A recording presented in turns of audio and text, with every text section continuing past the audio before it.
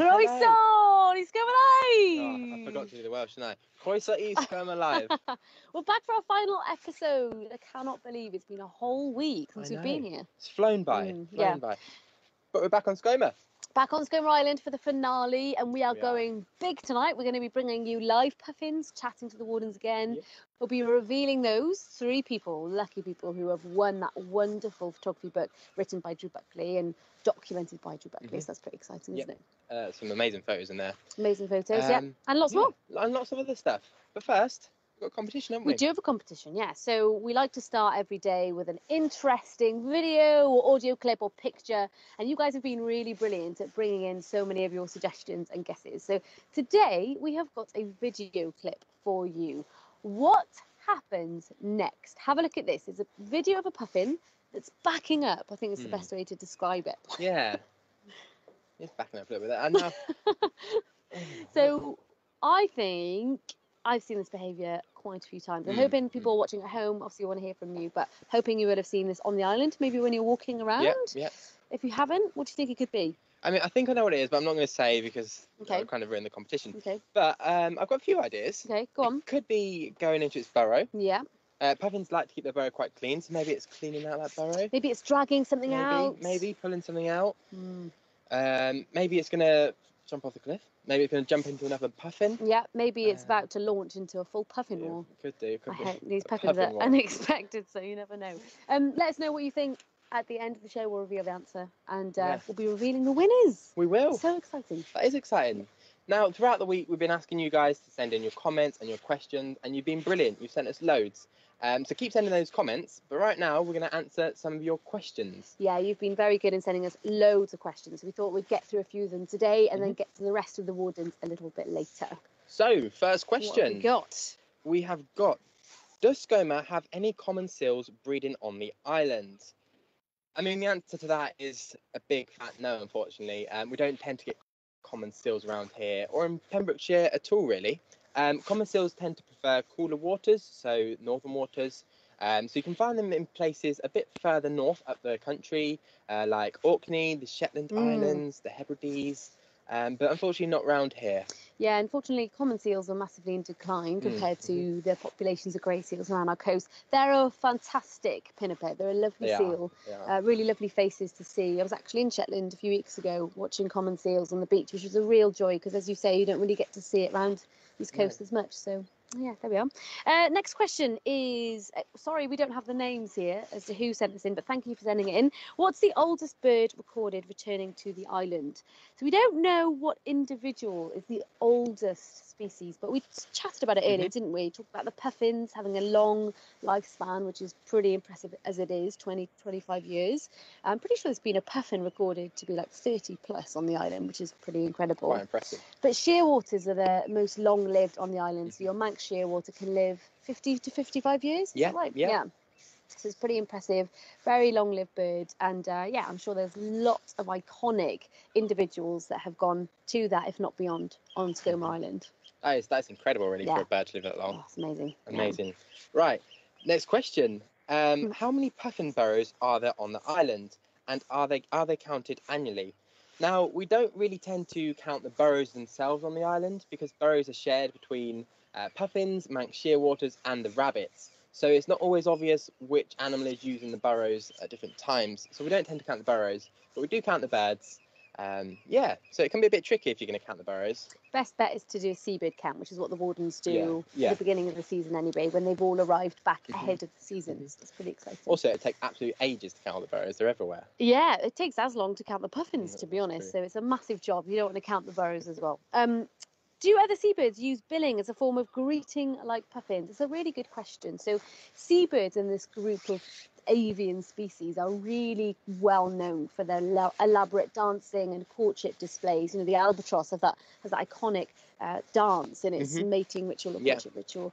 Puffins are quite distinctive in that they bill clap, and I guess other birds do a similar thing but in their own kind of way. If you think about the anatomy of a gannet, very different to a puffin, which is a smaller, stoutier, wider billed bird. Your gannet perhaps would do a little bit of a courting display, slight billing you could call it, a bit of a general ritual together, but it's not classed as bill clapping. Your guillemots may do, again, a little bit of a calling to one another, a little bit of movement, but it's not your traditional bill clapping. So when you're on the island, I'm asking you to take a look at the different behaviours between pairs of the seabirds here, because there's always lots to see, and you may find your own kind of unique, more intricate behaviours that are perhaps more overlooked than your bill clapping and the puffins. Yeah, great little suggestion there. It's always good to just sit and take in that nature and watch what's going on in all the behaviours.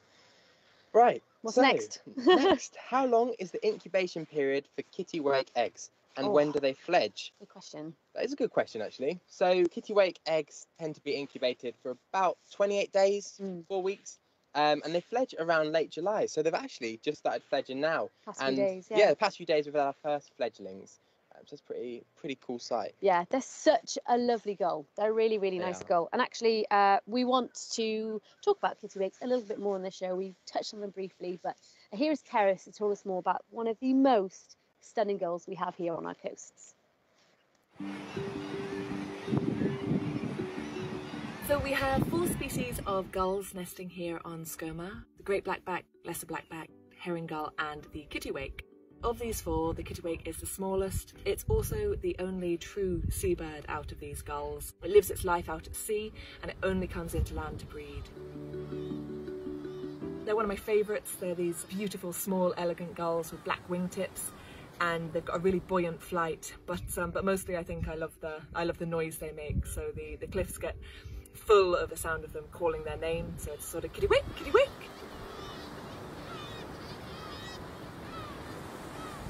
They build their nests from mud on the cliffs, and so at the beginning of May we were really excited to see them nest building at Murray. Some of them were quite dainty still, and they sort of pecked for a little bit of mud, and other ones had great wadges full of mud, which they carry back to the cliffs, and then they sort of patted it down with their feet. When we're monitoring the kittiwakes, a lot of which we did from the boat for our seabird counts, we had to make the assessment of whether the nests were big enough to hold eggs and whether they had an adult in residence. And if the nest looked big enough to hold eggs and had an adult in residence, then that was our criteria.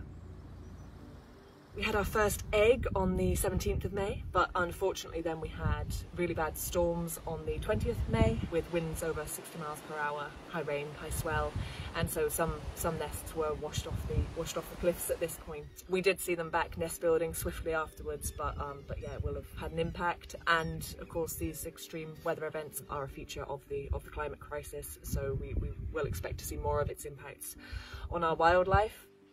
Kittiwakes are unfortunately red listed. They're in steep decline, 40% decline since the 1970s, which comes about largely as a result of rising sea temperatures. We very much make the most of having these amazing birds here on our cliffs. We hope that they'll be noisy with the sound of them. We'll be sorry to see them go in a few weeks when their chicks have fledged, but look forward to seeing them again next year.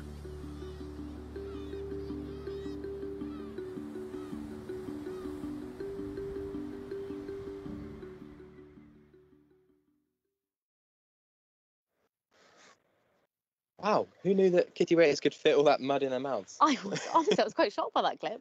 I should say beaks, really, not mouths, but that was quite incredible, wasn't it? Yeah, I liked it. You get to see actually how they nest build, which is really important in actually identifying your goals. So we thought we'd kind of run through how to ID your goals, because many of you watching may not be keen ornithologists, but may see lots of goals wherever you are around your home, around your town, city, wherever it may be. And they're not all the same.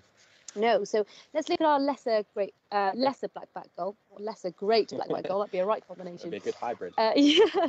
So these guys have bright yellow legs. They have kind of these slaty grey wings with the black wing tips. So really great, kind of similar size to a herring gull, but often slightly smaller. Yeah. They're really lovely gull, but always look for those legs. They're bright yellow. Fascinating. And no, since we talked about the lesser blackbacks, we should probably talk about the great blackbacks. So great blackbacks, which you can see here, are actually the biggest gull species in the world. They're brilliant, aren't they? They're massive. They're massive. And they obviously have that black back, hence the name. But one other thing to look out for is those bulky beaks, that square head, and also their pale pinkish legs. Yeah. And of course, we've got a kittiwake that you just saw in that lovely video from Keris. They really are the beautiful gull, aren't they? They're very neat. They're kind of a white appearance, kind of like a small but neat beady eye, a lovely gull. But of course, there's another gull we get on the island, is the herring gull. And this one, again, has pinky legs, doesn't it? It does, yeah. It does have pink legs. And it's slightly smaller than the grey back, but bigger than the lesser blackback. It's sort of in the middle. Has a grey back, like Lizzie said, pink legs. Yeah. Has a white head in the summer. Yeah. Kind of darker streaks, isn't it, in the wintering time? So just think about the legs. Think about also if you see a gull on the island where it's nesting as well. So your kittiwakes, for example, have those muddy nests up on high kind of cliffs. You may see some nests right next to the coast with the herring gulls, etc. So lots of tips on how to ID your gulls. So hopefully you already know everything about gulls, but there's some top tips there. Now let's go over to our live cameras. Yes. Yeah. In fact, one particular live camera. We can see. We've got to visit Seren again, haven't we? The final episode, we've got to go see her again. Yeah, so we've been following the progress of Seren. If you've been watching that burrow cam today, you'll see that the shearwater, because we don't actually know the sex, has been very active today, poking out its legs, giving a bit of a stretch. There's no adults in there at the moment, so really exciting to see how that evolves over a 24-hour period, because it does really change a lot, doesn't it? Yeah, it does, yeah. Yussef, I'm just going to nip off because I actually want to bring you some live puffins, but I'll leave you here to chat about Seren for a little bit longer. Yeah, we're going to have a chat about Seren. If you can pass your mic over. So Seren was born on the 1st of July this year, obviously, and that makes her, or him, I should say, we're not sure if she's a boy or a girl, 23 days old. Now, baby or chicks of the Manx shearwater, 70 days, which, if my maths is correct, that means she's got about another 47 more days until she fledges. And at that point, the parents will no longer feed them. They will essentially abandon the chicks, and the chicks will start to come out of their burrows. Now, they'll spend about 7 or 8 days hopping in and out of their burrows, just getting used to their environment and their terrain. And this time it's actually really dangerous for the chicks because by the gulls on the island, so they have to be quite careful, and obviously they don't want. Now, once they do that, they then head over for the winter. They migrate to South America, countries like Brazil and Argentina. They spend a couple of years out there, and then after a couple of years they come back. They normally come back around the same area as the burrow they were, and then they will breed. And they typically don't breed until they're about 6 or 7 years old. But yeah, Seren there is absolutely beautiful and so fluffy. I'm going to say it one more time. So fluffy. Right, now, hopefully, Lizzie is in position and she's going to tell us a bit about puffins. Oh, it's absolutely typical that the moment I come down, all the puffins have just disappeared. So there's a lot of gulls kind of circling around here. And just about 5 minutes ago, this was full of puffins. But I'm hoping that you can see behind me, and I'm staying back behind them because this is a kind of a research path. It's very important you don't step on these burrows. But this entire mound just here, this is called the neck, and it's covered in burrows. So behind me here, that's North Haven. The sun has come out. And one thing that we haven't actually talked about is a really exciting bit of research that came out all about the puffin bill itself. It was research led by Jamie Dunning at the University of Nottingham, looking at fluorescence in bills, because birds are different to us in that they use something called tetrachromatic vision, whereas we have trichromatic vision. So we can see in red, blue and green wavelengths of light, but birds can see in shorter wavelengths of light as well. So that's UV. And so if you were to shine a UV light on the bill of a puffin, you would actually see it glow in the dark. And this is how Jamie Dunning himself was in the university, actually in the Tring Museum in London, shining UV on lots of different things such as crests and wings and bills of different birds to find hidden patterns, such as the ones you may see in a number of parrot species or in the crests of certain penguins and different birds. They all have these kind of fluorescence in them, which is just fantastic to think that, you know, for me, I'm very curious and excited about this whole hidden sensory world that we know nothing about. And I feel like this is another way of looking at these very charismatic auks that you see on our coast. And next time you're here on Skomer Island, think about that. Think about what it may look like, a world brand new through the eyes of a puffin. Over to you, Yussef. I'll be joining you in just a moment. Bye. That was. I always knew puffins obviously had those beautiful, colourful bills, but who knew they glue in the dark? That's incredible. What also is incredible are the volunteers on the island. So now we're going to watch a film all about the volunteers because they do some brilliant work. If it wasn't for them, we wouldn't really be able to carry out all this research. Them and the wardens do amazing work. So yeah, let's find out more about them.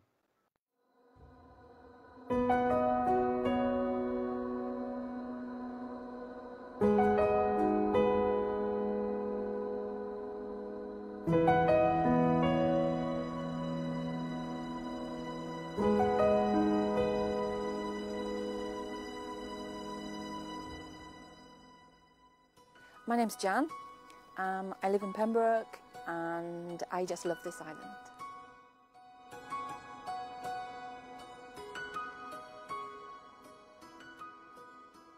I'm Sally Cornish. I've been volunteering, this is my 3rd year volunteering on Skomer Island, having visited and stayed before. I love the island, it's magical, and to stay here and have the evenings where you see the beautiful sunsets and hear all the bird noise is really fantastic. My name's Becca. I'm one of the long-term volunteers on the island, which is great because I get to do a little bit of everything. Like yesterday, for example, I started off with a bit of vegetation management and then welcomed the visitors, gave welcome talks to them, then went out on butterfly transects and then finished the day off with a bit of razorbill monitoring. Yeah, I get to have my fingers in everything, which is really, really lovely.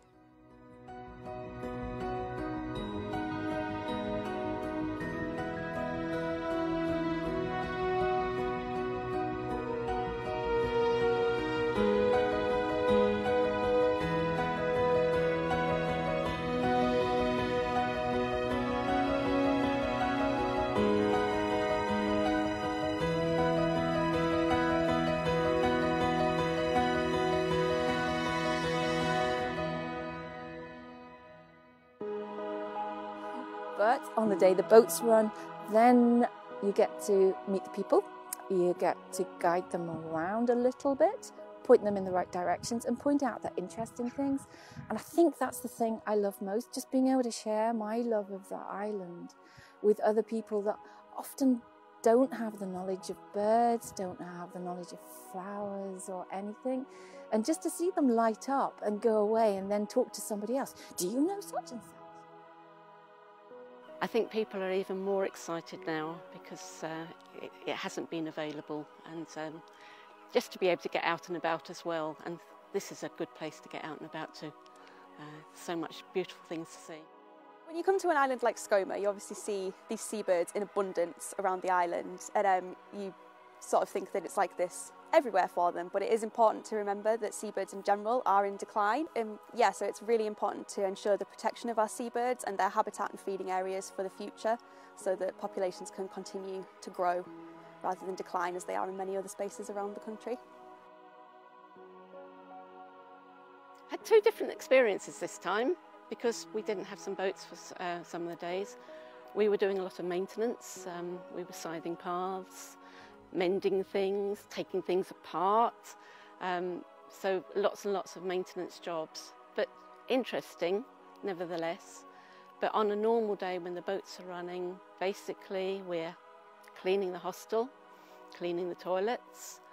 We're split into 2 people go and patrol around the island and the Wick, and the others come down and meet the boats and help people up and answer any questions. So it's a full day. Very full, but good.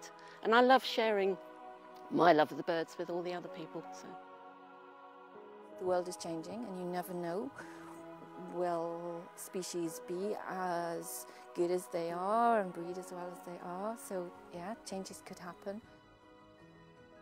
Well, it's one of the very few places that you can actually see all these birds and up close. You know, they are literally at your feet, and it's quiet, you know, not quiet completely because of the bird noise, but it's a different quiet and it's very serene. To be able to just sit on a cliff edge and just take it all in is something else, really is. The day visitors, the photographers, I love the school kids parties. Lots of them got no idea. They think a puffin is the size of a penguin, and they're a bit surprised when they find out how big they actually are. But actually being able to say, if you look in that hole down there, you might see a baby puffin, and it's called a puffling, and it sounds like something out of Harry Potter, which they can then relate to. And yeah, and just seeing them going up to their friend and say, you got to see this, and you just think, maybe I've just sown a seed that child might then go on and be interested in nature, and you don't know quite, yeah, you just hope the future is a little bit brighter because of what you've managed to inspire in them.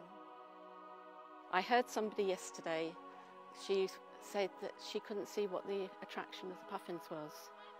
She couldn't see it, but she came yesterday and she said, I get it now, I understand. And they are special little birds, and if you don't see them at sheer waters, which you don't at night until night, the puffins make up for it. Plus a short-eared owl, of course.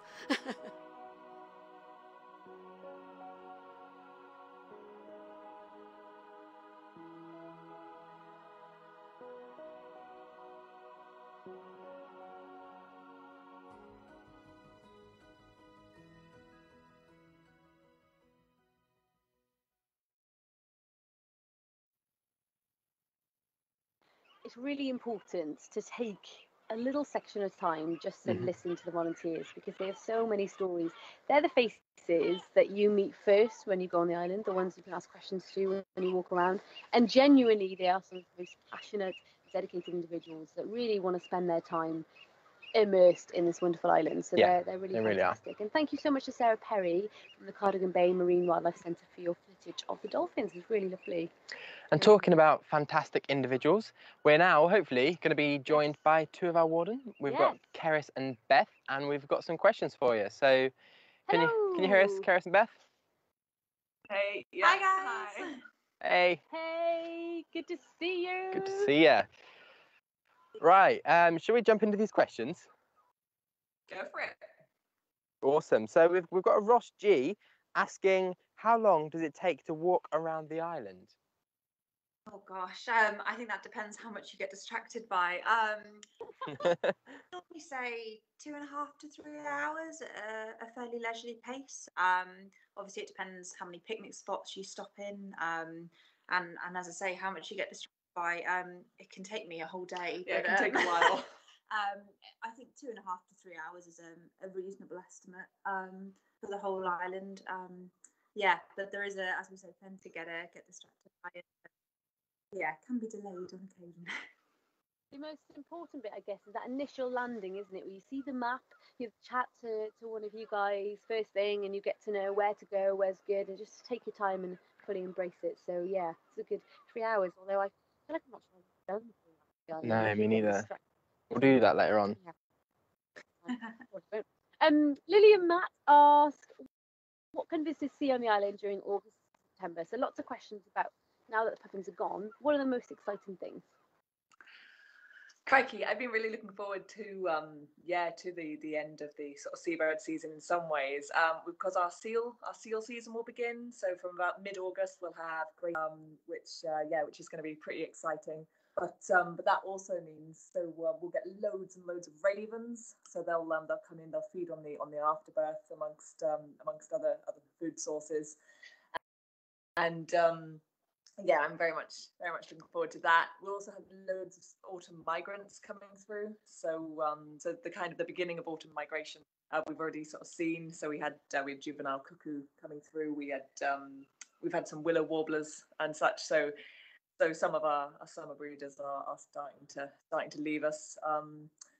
There's also, I suppose, if you're looking out to sea, you'd see common dolphin, sunfish, leatherback turtle, if you're very, very lucky. So yeah, plenty to look forward to. And for those who are lucky enough to be here overnight, we'll have our Manxie fledglings as well.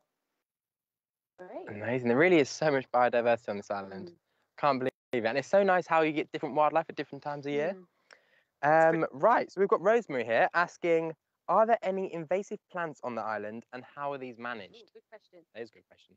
Oh gosh, great question. One in particular springs to mind.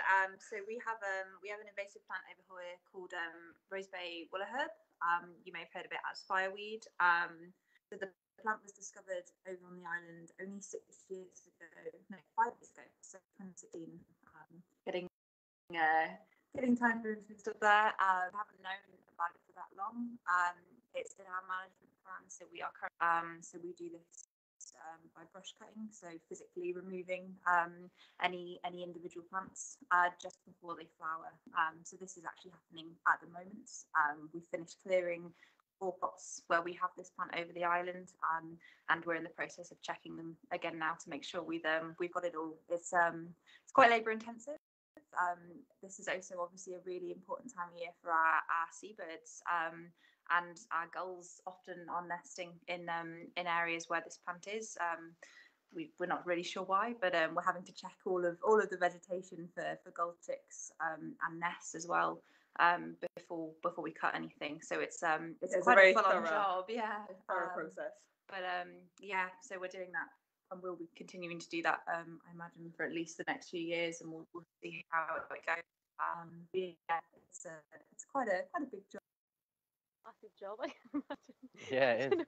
I heard some seabirds behind me setting me off, laughing. You're right there. Yeah, no, sorry. It's actually invasive plants. Yeah, and not a funny subject. It's actually not Stop really funny laughing. at all. Sorry, guys, I had birds shouting at me behind us. Trudy, Rebecca, and Fran are asking, how do they become Skomer volunteers? We're always delighted to have volunteers apply. So on the island we have both weekly volunteers. So weekly volunteers, as you'll have seen, come out and help to run the island. So they get involved in sort of everything from cleaning to helping with patrol and with boats, to things like gull ringing and various bits of DIY.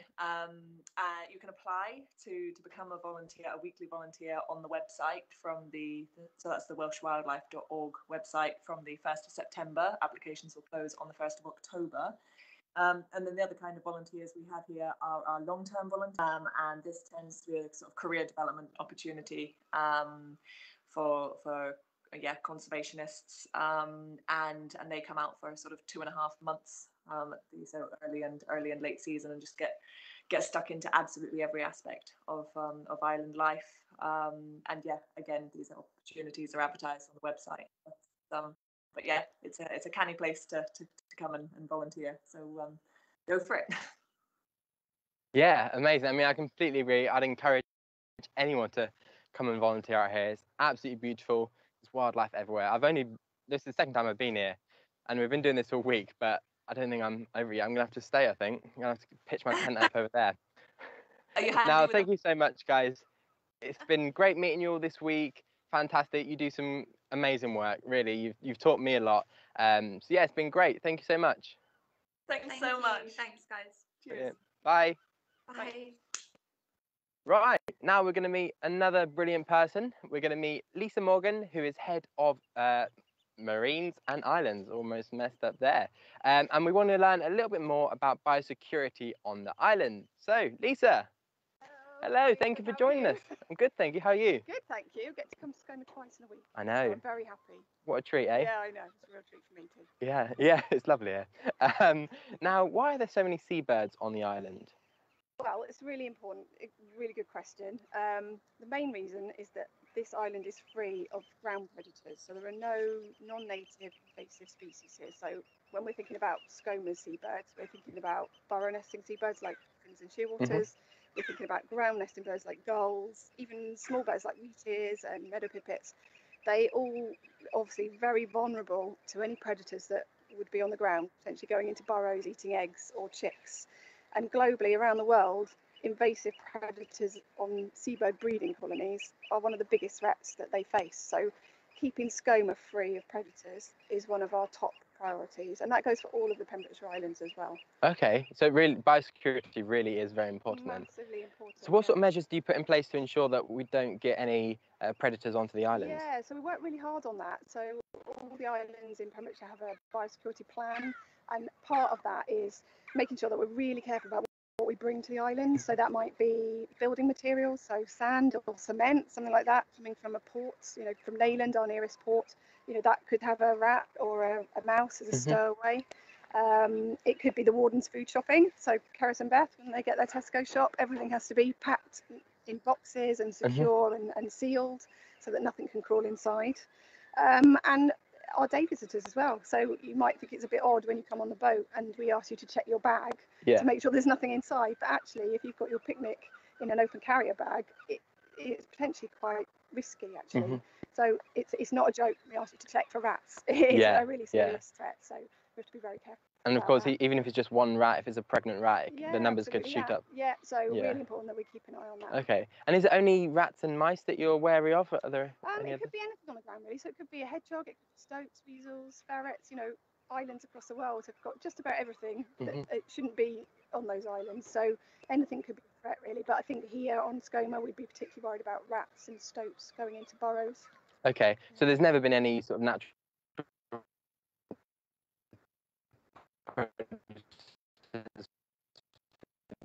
these birds on the island? In Pembrokeshire, we've got brilliant examples. Had brown rats, and they arrived from shipwrecks in the middle of the 1800s, sometime around there. And as a result, they don't have any puffins at all. Wow. So I think visitors that go to Ramsey and then come to Skomer, that's the, you know, they're like, well, why is there this huge difference? And actually, it was the invasion of rats over many years that created that problem. Okay. So it brings it home to people. That's why it is so important, and to all of us as well who work on the islands. Absolutely, because although we've got all these wonderful birds, it just shows how fragile this ecosystem is. Absolutely, and we have to be very mindful. Yeah. Brilliant. Thank you so much, Lisa. Thank you for joining us here. No, you're very welcome. Yes, right, so next up, thank you, Lisa. Look at that transition, here we are. By the way, that is pretty incredible. Actually, if you take a minute and just think about that biosecurity measure.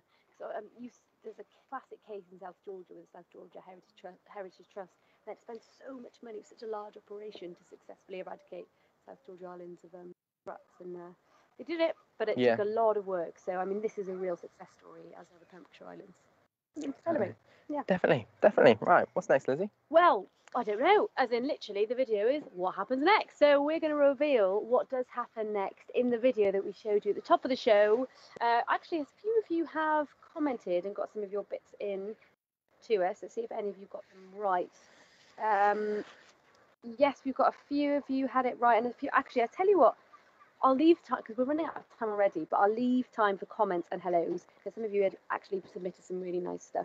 But I'm hoping some of you watching have got that right.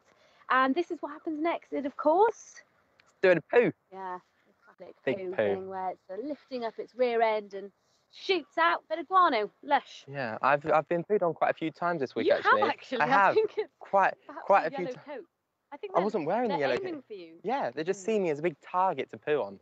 So I'm quite lucky that I didn't get pooed on by that puffin. It's the full Welsh experience, is what we like to bring. But should we reveal the winners of this week's competition round? Really, you guys have been amazing. You've sent in so many answers, and unfortunately there can only be 3 winners. It can. So we put all our names in this hat. Drum roll. Right, I'll let you pick this one. Oh, I can't do a drum roll. Okay, I'm gonna go for this one. Oh, okay, let's see who this is. So this is Toby Middlemist. Congratulations, you've won yourself a book. Yes, woohoo! I want one of those books. I put my name in here. Have you? Yeah. You put. I didn't. No one told me that. No, I'm kidding. I've not put my name in there. Claire Kawamoto, I hope I'm saying your name right. You have won a wonderful, stunning book by Drew Buckley. Well done. And then finally, I'm not going to look. Just go in, get in. A good wrestle there. Okay, I've got one. Okay, we've got Margaret Samuel. Lovely. So, well done to Margaret, Claire and Toby. You get to win that fantastic book. Congratulations. Awesome. The team will be noting down your name, getting in touch with you after this, and they'll be sending the book out for you. So, what a great prize. What a great prize. Now, we are wrapping up the series today. Today's the last episode, but before we go, we wanted to share with you some of the team who have made this happen. Yeah. So there's the Skomer Island team who really helped us in this whole process. Of course, we had last year's series in support of the Wildlife Trust, support of the island, but it's very much been a collaboration, hasn't it? And all the Skomer Island team have been wonderful, that from Lisa, who you just saw, to all of the wardens on the island as well. So thank you to all of them. Yes, thank you, Skomer team. And we also have another team who worked really hard, and that is the production team. Yes. So we've got the fantastic Glyn Rayner behind the camera there. Give us a wave, Glyn. Bit higher, yeah. Bit higher, Glyn, bit higher. There he is. Amazing. Thanks, Glyn. We've got Mads, who is in the comms team in the Wildlife Trust of South and West Wales. Absolutely brilliant, helping make this happen. Gina, of course, Gina Gavin. Yeah, Lucy.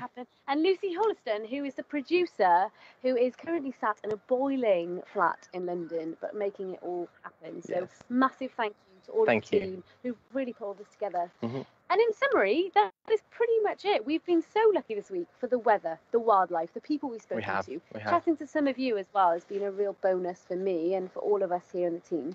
But I think the most important thing to take from the series is that this is really in support of such a special place. I'm very biased, but me, myself, I have a real love and connection with this island, and it wouldn't be conserved in this way unless it was for the Wildlife Trust of South and West Wales.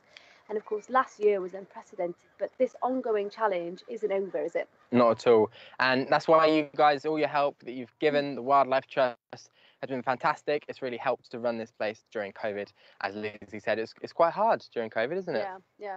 Last year, there's, of course, lots of emergency grants and support available. But as we move away from this pandemic, it's really important to remember that we need that continued support, and we need you guys visiting. So we want more of you coming this year, next year, and for many years to come, and sharing your favourite stories. So just really a massive thank you to all of you who continue to support the islands. Thank you all, and thank you to the seabirds and all the wildlife here that's given us so much entertainment this week. The absolute shows. And of course, final thank you to you guys watching, because your involvement and engagement has been really mind-blowing, and love it every series. Yeah, maybe we'll be back next year.